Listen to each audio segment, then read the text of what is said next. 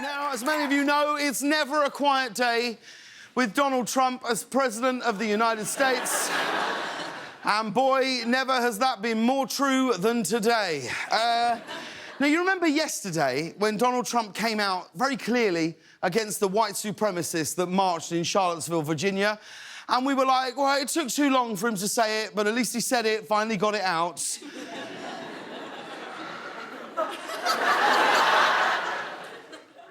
Today, you'll be pleased to know he totally reversed his statements.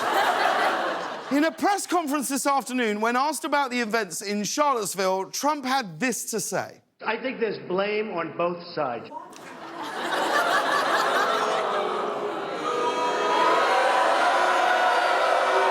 Blame on both sides. No, listen, I agree with him. There was blame on the white supremacist side and on the Nazi side. There was blame on both of those sides.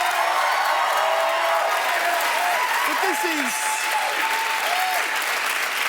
this is ridiculous. Trump's the guy that walks out of Star Wars thinking they didn't have to blow up the Death Star. There was blame on both sides. So Trump doubled down on his statement that the Nazis weren't the only ones at fault. Here's another shot of the press conference.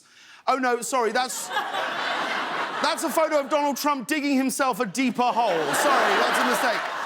Here's Trump describing why he is amending his earlier statements. When I make a statement, I like to be correct. I want the facts. It's true. No, it's true. He only makes a statement when he has the facts. You know, like when he told us how his inauguration crowd was the biggest in history. Or that time he told us Meryl Streep was a bad actress. And, of course, that time when he said Robert Pattinson is too good for Kristen Stewart. He said Robert Pattinson should not take back Kristen Stewart. She cheated on him like a dog and will do it again. He researched that.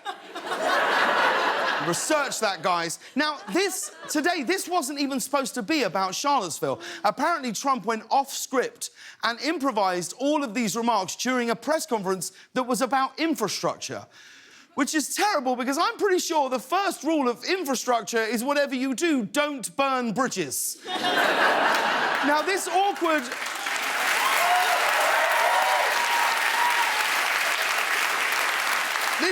press conference went on and on and on, and I feel sorry for the woman who had to stand next to Donald Trump. She was just there to talk about roads and got stuck listening to him rant. Take a look. Well, no, George Washington was a slave owner. Was George Washington a slave owner? So will George Washington now lose his status? Are we going to take down... Excuse me. Now, that's Elaine Chao, right? She's Trump's Secretary of Transportation, which is good because right now she's looking for the fastest possible way to transport herself out of there.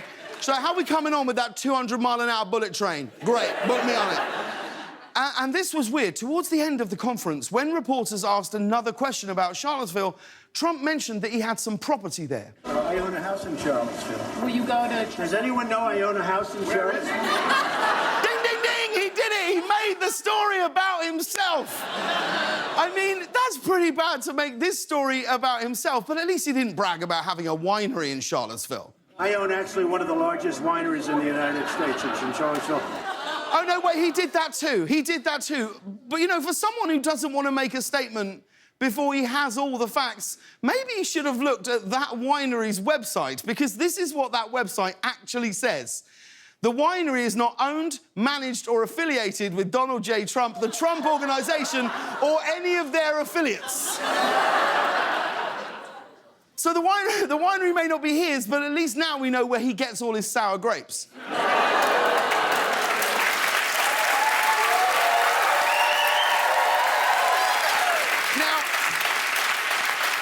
If you don't think Trump's statements are racist, you should know at least that racists are happy that he made them. Because immediately following Trump's speech, former KKK leader David Duke thanked Trump for his, quote, honesty and courage. Yeah, no, that's a thank you note you're not going to hang on your fridge. Apparently, David Duke was so grateful, he even sent Trump one of those hateable arrangements.